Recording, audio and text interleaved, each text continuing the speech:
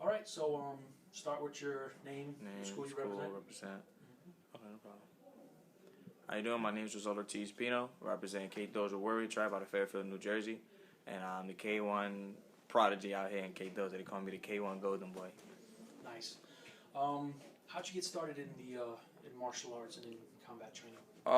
My mom and my father were very tough love people. You know, we were a very rough family. We always roughed around. We always wrestled around a lot. My dad actually, when he used to live out in California, my dad did underground fights. He fought for money when he was younger. Whenever he used to come home, beat up, bruised up, I always saw that.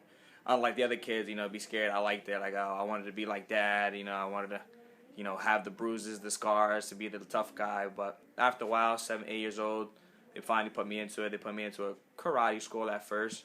I didn't like it. It wasn't physical enough for me. The little light tapping, it wasn't enough. 2 years later, I got put into my first kickboxing school. After that, I just blew up from there. I just loved it. I loved the aggression. I loved the contact. I loved, the adrenaline rush. I loved everything about it. What's your philosophy on combat sports and fighting in general? Oh man, it's just, if you don't really like the sport, if you're not gonna take it serious, then don't do it at all. You get me? Because you got people busting their ass on a daily basis.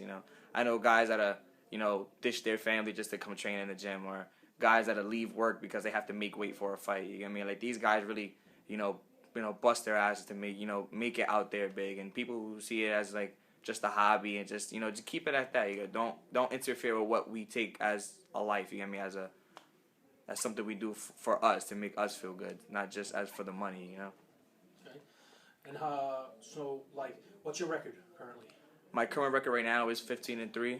I have 15-3 with 7 KOs.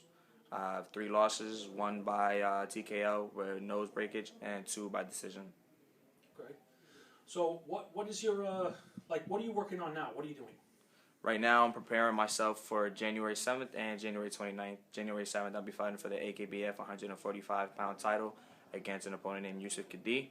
And then January 29th, I'll be fighting for Jack Hammer Promotions against a kid named Elvis Camejo for the welterweight championship, and planning on taking both belts home. Okay. How long have you been training with K-Dojo? I've been training with K-Dojo for, I think, a year and a half now. So I think I've been here. I came here last October. After they met me at a fight. They met me at an ECF event. I fought this kid named Victor Azeredo, and me and him had an all-around war. Actually, my good friend and training partner, Turple, fought on that card with his training partner, the guy that I fought. And from there, we hooked up, we clicked. We had a real good relationship at the start.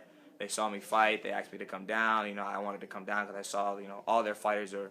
Every fighter that comes out of K-Dojo, makes it big. They're all very, very high-rising stars. So came down here. Since I've came down here, I haven't lost a fight yet. Haven't looked back yet. And stay here where I'm going. Nice. I know you have. I know you've been having some issues with people who are, I guess, taking you lightly because of the age issue. What do you have?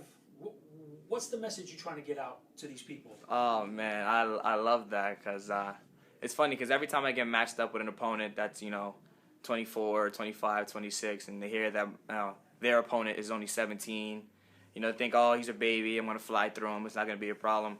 It's not that easy. Most of my wins are by knockout against the guys that are 24, 25, 26, 27.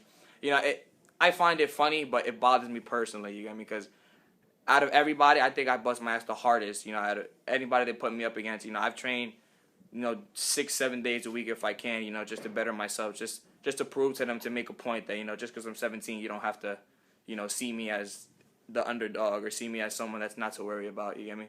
I train with these guys out of Russia. These Russian guys, they don't play games.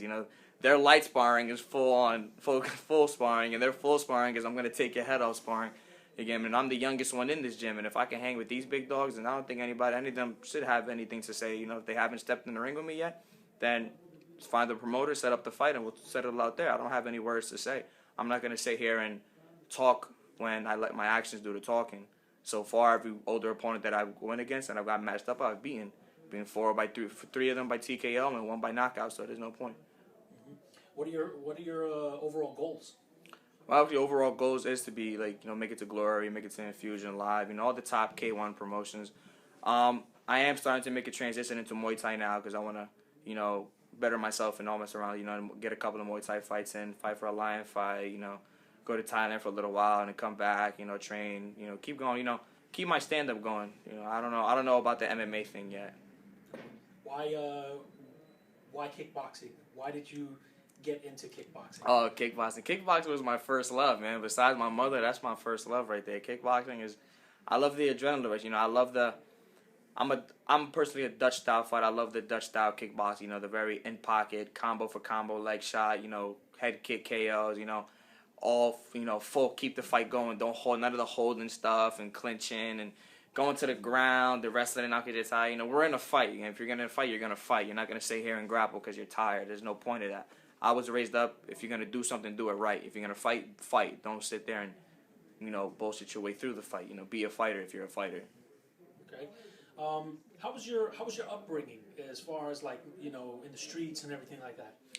I grew up, it was a little rough childhood. It was a little rough. Not saying that I'm not a child now, but it got better as I got older. I did grow up around Jersey City and and Passaic and stuff like that. I've seen a lot of things I think a kid shouldn't have seen, but I think things like that have made me stronger and made me the person I am today, especially with my parents. And my parents grew up in worse conditions than I did, and I'm lucky to have them as parents that push me up to be better than what they had. So especially with the tough love they give me, I think it made me the better fighter and better person that I am today to keep my eye a tunnel vision mindset and just keep striving for the goal that I want. All right. You have anything to say out to the to your naysayers or anything like that? Oh my God, all of you guys, I want all the 145ers. I don't care if you're 27, 17, 30. I want all the 145ers, 140s, 150s. I'll come anywhere. You get me? I don't care how old you are. I'm coming for everybody. Whether you take it as a threat or not, I'm coming for you. And that's it.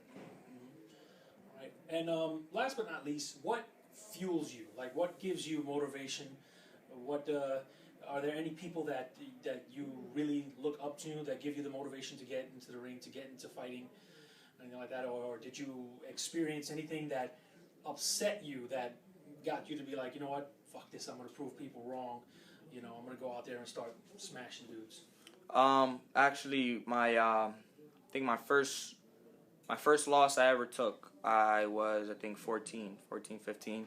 I got my nose broken in the fight. The kid caught me with a good kick to the face, broke my nose. I was out for a while, couldn't fight for a little while. They recorded it. Some people saw it. They talked to that kid, should have never been in the ring. There's a lot of comments going around, and I'm not a person. I've always been that kid. I don't like to lose. I don't like being a loser. And my parents never raised me to think, losing is okay. You get me? Like, not that it's bad. You learn from losses. You get me? Like, losses are like lesson learned. You know what I mean? All the losses, 3 losses I took, I've learned from them and made myself better than the mistakes that I've made. But I think that one particular loss really pushed me. I don't like being, the center of attention in a bad way. You get me? I like being center of attention talked in a good way. And especially at my age and the center of attention I have now, with the people talking, said I'm not a nobody or my name's not up there like theirs, or I don't have as many fights as them. I have as many fights or more fights more than the guys that have, like 20, 27 years old. And if they stepped in the ring with me, then they'll understand. But that too, that pushes me up to go to, a lot of people that talk saying just because I'm a kid that not their name's not up or because of my age, especially because of the age, the 17. Anybody here 17-year-old going to fight them, they're going to think they're going to run through them. But when you work as hard as me on a 6 to 7 day basis, then I don't think you'll think that.